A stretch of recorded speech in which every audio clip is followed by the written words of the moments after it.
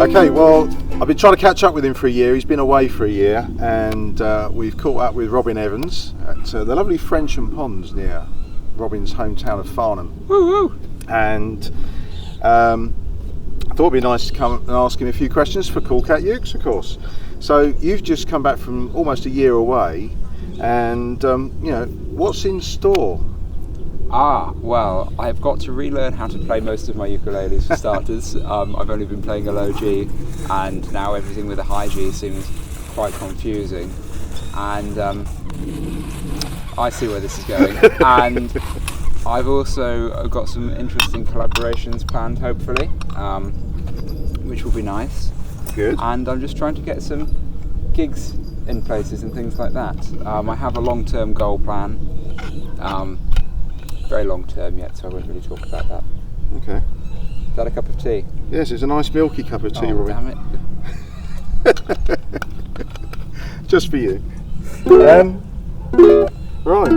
Well, I've watched you over the last 4 years or so. I think I've known you actually a lot longer, but last 4 years with the ukulele, and I've seen you do some simple covers to some really weird sort of slide ukulele stuff, all sorts of things. Just talk us through a few of those styles, if you don't mind. Okay, well, I like to push the boundaries of ukulele playing, because you get so many people that will just do the same sort of, like me. And there's nothing wrong with that, of course, but there's so much more you can do with it. So if I see a guitarist doing something, I will try and do that in a way. So for example, sometimes I'll lay it down on my lap and because you see guitarists do that and you get harmonics and so on. And then there's a harmonic up there, I think, but it's hard to get. So that sort of stuff. I just saw one of my mates at the open mic I used to run in Plymouth do that. Mm-hmm. So I gave that a go and it kind of worked. Whereas I do some really simple ones as well, that just because to try and highlight the songwriting and to really strip it back, because you don't need a lot to do a song.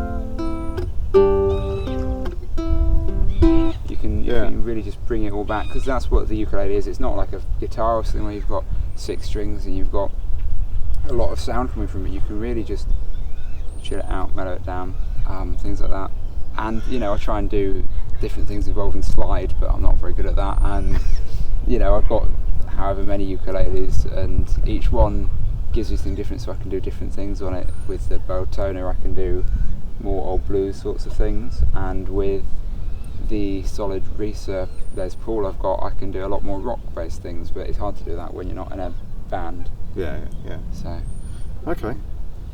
What's with all the swearing? I've seen a lot of your songs with lots of swearing. Not so much maybe recently, but what's with all that? You're known for it. While I was a student, I used to play a lot of gigs for students, and they certainly enjoy songs with a lot of swearing in, and I did too. So I just sort of play a lot of those, and it's a nice contrast when you've got a small ukulele and you're rather posh sounding, and then you can come out and say any expletive that you like whatsoever. So I did that at Grand Northern Ukulele Festival last year, and I thought it was going to go horrendously, because what the festival crowds are like. I didn't really think they'd approve of it, but I went down very well and I was asked back, but unfortunately I was in the wrong country. Yeah, slightly. Slightly the other side of the world. Yeah. But yes. Okay. So you're very well known on the ukulele circuit. I said, I've known you at a very good standard for at least 4 years, but you've not released an album. What's with that? Everyone else seems to have this year. I've seen loads of albums coming. I don't think I'm that well known on the ukulele circuit for starters, really. I'm going to hopefully change that, but and also whenever I try and do anything, I do write material, because I wouldn't want to really release an album of covers. I don't think there's anything wrong with that. It's just not what I would want to do. I wouldn't find that I've done anything different, which is what I like to do. And whenever I do record anything, especially an original song, I'm never happy with it. I'm a perfectionist, so it takes me so long just to get something that I'm happy with to put out on YouTube or SoundCloud or whatnot. Whereas if I was to do an actual album, it would take me years. I've got one planned, but I've had this album planned for at least a year, and before that I had another album planned. Okay. I do have some song recordings, and if people ask nicely enough, I tend to, Yeah, there's plenty of stuff on SoundCloud. We'll link to. Exactly. We'll put a link to Cup of Tea, I think. Oh, great! Yeah.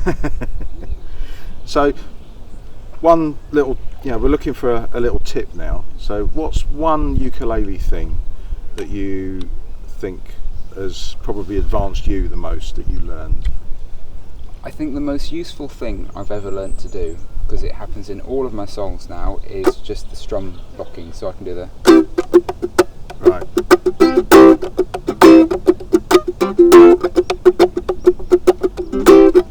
That's it.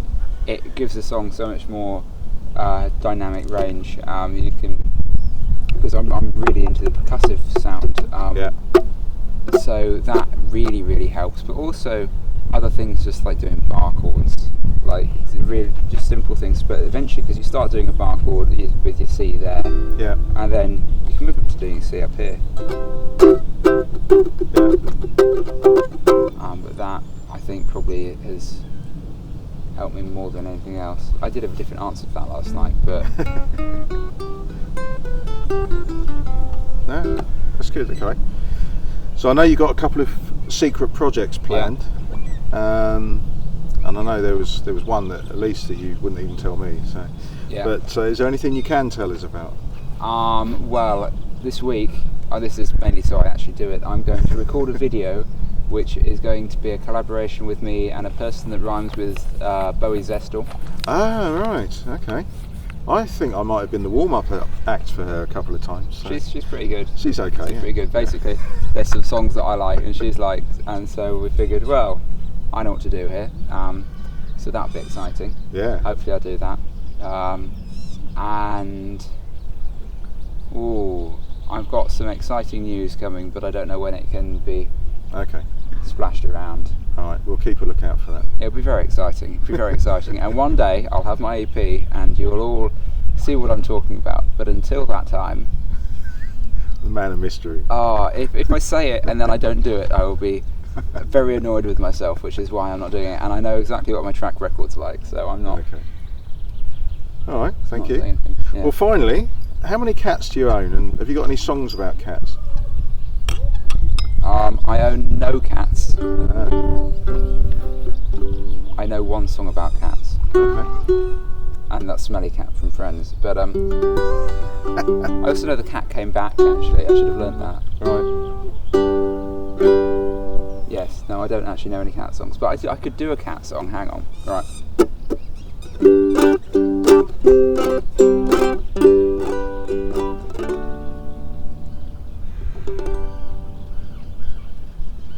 No, I can't. I was trying to change one of the ones that I know into a cat song, and then I realised actually it was a lot more offensive than I planned. Well, I can always put the bits out. Oh, it's not that you. Yeah, you just wouldn't want to put it in. It's just going to be one constant. Okay. Yeah.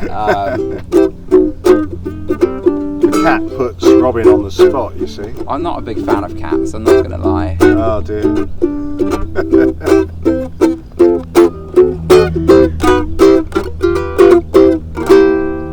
Do you want to give us a quick break or something?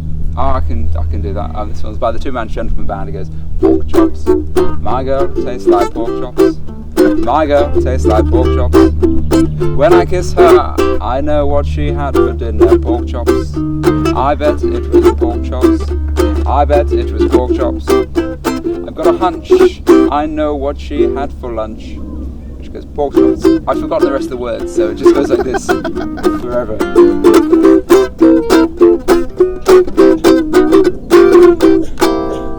Brilliant. Thanks, Robin. Pleasure. Cheers.